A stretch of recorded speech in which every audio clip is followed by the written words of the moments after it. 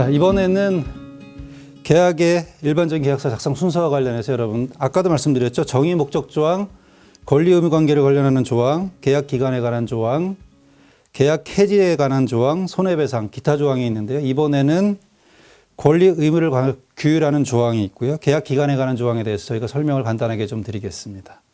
이 권리 의무 관계는 결국은 계약의 거래의 당사자가 되겠죠. 그죠? 권리 의무를 정하는 첫걸음은 A와 B가 거래 당사자로서 특정이 돼야 된다는 문제가 나오는 겁니다. 그런데 이 A, B를 거래 당사자로 특정이 서로 당연한 것 같지만 이 당연한 것조차도 늘 문제가 발생되는 게 법률 관계겠죠. 그래서 여러분들이 문서를 작성할 때는 계약의 당사자를 딱 특정해 둠으로써 분쟁의 확대를 방지하는 습관을 가질 필요가 있습니다. 예를 들어 보면 을은 갑의 서면 동의 없이 본 계약상의 어떠한 권리, 의무도 제3자에게 양도할 수 없고 갑의 동의 없이 이루어진 양도행위는 무효이고 아무런 효력이 없다라고 기재하는 겁니다. 이런 식의 기재는 상당히 많이 해요. 그러면 이렇게 기재하면 양도가 안 되나요?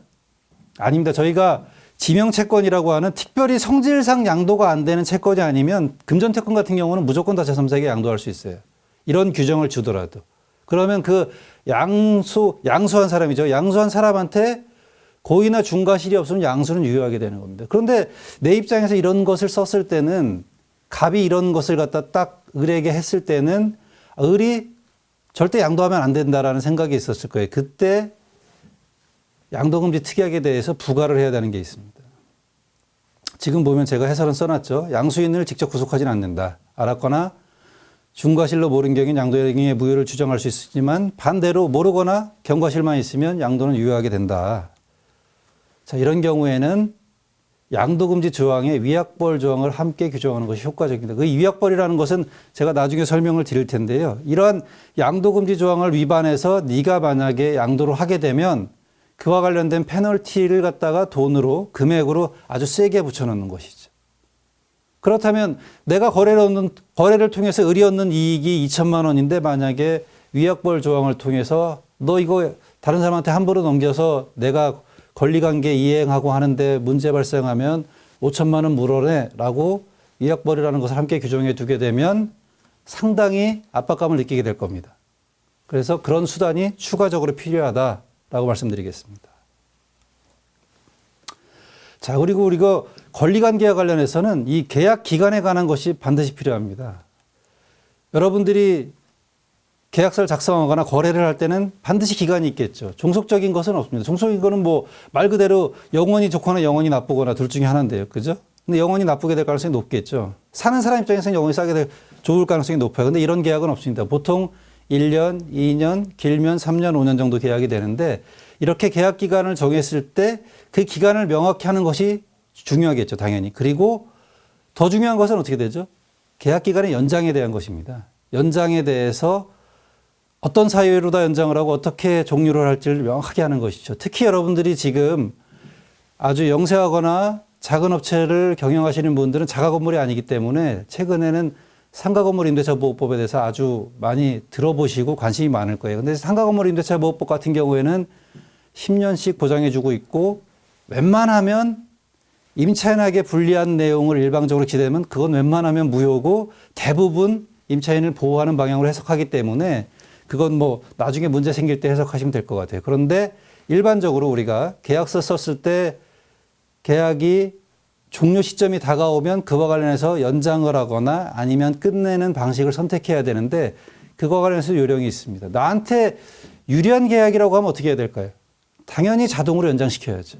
나한테 유리한 걸 왜 끝냅니까? 왜 이런 걸 왜 하냐면 자, 우리가 쉽게 잊어버리는 거예요. 임대차 기간 만료를 2년 계약으로 다 임대차 기간을 딱 체결하면 생각보다 내가 돈 받는 사람 입장에서는 까먹을 수가 있어요. 이거 건물이 부자인 분들은 내가 한 달, 두 달 남았는데 법에서는 3개월, 6개월 사이에 뭘 해라고 돼 있는데 그 기간을 넘겨버리면 어떻게 되죠? 자동 갱신이 되거나 묵시 갱신이 되는 거로 쓴단 말이에요. 그러면 일반적인 우리가 계약서, 거래 계약을 할 때도 기간이 있다면 나한테 유리하면 어떻게 돼요? 자동 연장하는 방식을 해둬야 되는 것이죠. 예를 들면 본 계약 기간 만료일 2개월 전까지 갑 또는 을이 갱신 거절의 의사를 표시하지 않는 경우 본 계약은 동일한 조건으로 1년간 자동 연장되는 것으로 한다. 라고 기재해두면 어떻게 되겠죠? 그때 와서 갱신 거절의 의사를 표시하지 않으면 나한테 유리한 조건으로 자동으로 갱신된단 말이에요. 그럼 불리한 계약은 어떻게 해야 되겠죠?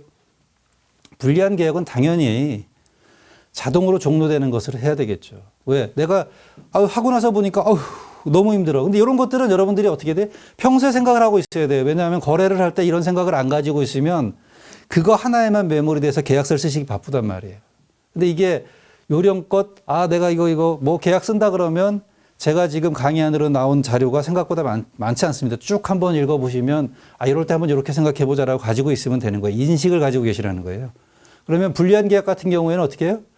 기간 전까지 갑 또는 을이 계약갱신의 의사를 표시하지 않는 경우에는 자동 종료한다. 아니면 협상 후 재계약하는 방식으로 다 규정을 해줘야 되는 겁니다. 그리고 만약에 나한테 요거는 유리한데 내가 좀 가져가고 싶어. 그런 거죠. 기간이나 이런 건 뭐 괜찮은데 나 단가를 좀 협상하고 싶어. 이런 생각이 들 수 있어요. 그러면 이렇게 쓰시는 걸 한번 생각해 볼 수 있습니다. 자, 뭐뭐뭐뭐 하지 않으면 연장되는 것으로 한다. 다만 목적물의 단가는 별도의 협의를 거쳐야만 확정되는 것으로 하되 어떻게? 전년도의 물가 상승률을 초과하지 않는 범위 내에서 단가를 조정한다라고 기재하는 것이죠. 그러면 이 단가가 누구한테 불리하고 유리한 것인지 모르겠지만 만약에 물가 상승률 초과하지 않는 게 나한테 좋은 것이라면 이렇게 기재해 둠으로써 어떻게 되죠? 객관적으로 표준화된 정도 수준의 물가 상승률 정도의 단가를 늘 조정할 수 있게 된다는 겁니다. 그리고 상대방이 이 단가를 그냥 이 상태에서 만약에 단가를 협의를 거쳐야 한다라고만 쓰면 어떻게 돼요? 협의를 거치는데 어떤 기준으로 할 건지가 없어요. 그러면 이거는 아무것도 안 되는 계약입니다. 따라서 단가에 대한 협의를 거쳐야 되지만 안 될 경우 마지노선을 서로 간에 딱 정해둬야지만이 그 다음에 계약 연장에 대해서 들어가게 된다라고 말씀드릴 수 있습니다. 그리고 저희가 권리 의무와 관련해서 그게 있어요. 여러분들이 생각보다 거래 관계를 막 하면 전화 통화 여러 번 하시고 메모도 여러 번 하고 서로 막 설명하고 그럽니다. 그리고 마지막에 계약서를 작성하게 되죠. 그러면 어떻게 될까요? 계약서 내용과 서로 메모한 내용과 전화 통화한 내용이 다를 수가 있어요. 이 다를 때는 어떻게 돼요? 일반적으로는 맞습니다. 쭉 순서가 흘러서 문서를 작성하게 되면 문서가 가장 우선하게 된다는 것이 원칙이에요. 그런데 이 문서에는 당연히 작성 일자와 시기가 있고 날인을 했겠죠. 도장을 찍었겠죠.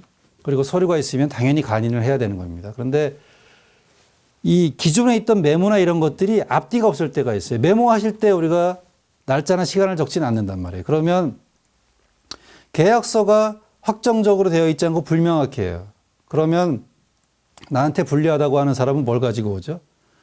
그 전에 작성된 메모를 가지고 오는 겁니다. 그러면서 이거 사실은 이거 불명확한데 이렇게 했던 거야 라고 가지고 올 수가 있어요. 그러면 서로 다툼이 발생하기 때문에 이런 걸 방지하기 위해서 계약서에 쓰는 요령이 이 문구입니다. 계약서에 기재하지 않은 부분에 대해서는 효력이 없다는 점을 밝혀둬야 된다.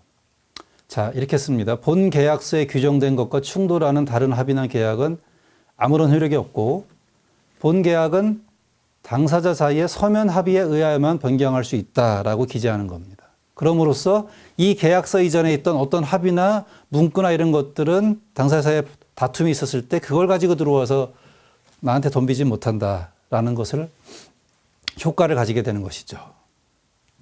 자, 그래서 불필요한 분쟁을 방지하게 되는 것이고요. 그다음에 구두 계약은 입증에 어려움이 있으니까 이렇게 서면으로만 변경할 수 있다고 함으로써 거래 이후에 구두로 변경되는 것도 방지할 수 있는 겁니다. 그런데 저희가 문제는 거래 이후에 하다 보면 우리가 서로 거래 당사방을 잘 알게 되잖아요. 그죠? 그러면 내가 이거 150원에 팔던 건데 전화를 합니다. 저한테. 김 사장, 이번 달에 내가 너무 어려운데 이번만 어떻게 130원에 좀 거래하면 안 될까? 라고 했죠. 다른 방식으로 거래를 해요. 근데 계속적 거래를 1년에 몇십 차례씩 주고받고 몇 년씩 주고받고 있는데 그 사이에 한 5-6번 거래가 되다가 갑자기 문제가 딱 생깁니다. 그러면 상대방은 이거 보십시오. 제가 150원이었지만 130원으로 단가 인하해서 거래하기로 한 겁니다. 그래서 제가 미지급한 돈은 130원 기준으로 계산해야 됩니다. 라고 주장하는 사례도 상당히 많습니다. 이게 구두로다 묵시적 합의. 아까 서면으로 변경해야 된다고만 했지만 이미 그 이후에 당사자 사이에 그런 식으로 거래가 이루어지는 거예요. 그러면 어떻게 돼요? 나로서는 선의를 베풀었는데 우리가 속된 말로 환장하는 겁니다. 저 자식이 이렇게 되는 거죠. 그죠? 사람이 어려워지면 돈이 사람을 배신하게 되니까 돈이 사람을 배신하지 않는데 배신하게 됩니다. 제가 하는 사건들은 대부분 다 그러겠죠. 돈이 사람을 배신하게 돼서 오는데 이런 경우를 방지하기 위해서는 어떻게 하느냐. 제가 그분한테 선의를 베풀면 그와 관련돼서 내용 증명을 하나 보내는 겁니다. 아니면 내용 증명이 아니면 서로 주고받는 걸 증명할 수 있는 문서를 보내는 겁니다. 자, 이번 거래는 이렇게 돼서 김 사장님이 원하는 조건을 맞춰드린 겁니다. 그렇지만 이 이후에 아니면 언제부터의 거래는 기존에 있었던 계약처럼 서면 합의가 아니면 변경되지 않기 때문에 기존 단가를 준수해 주시기 바랍니다. 앞으로 철저히 준수해 주시기 바랍니다라고 이메일이나 어떤 간단한 문서를 보내놓으면 어떻게 되죠? 이분이 이 거래를 빌미로 우리 기존에 있었던 계약서를 뒤집으려고 하는 시도를 방지할 수 있게 되는 것입니다.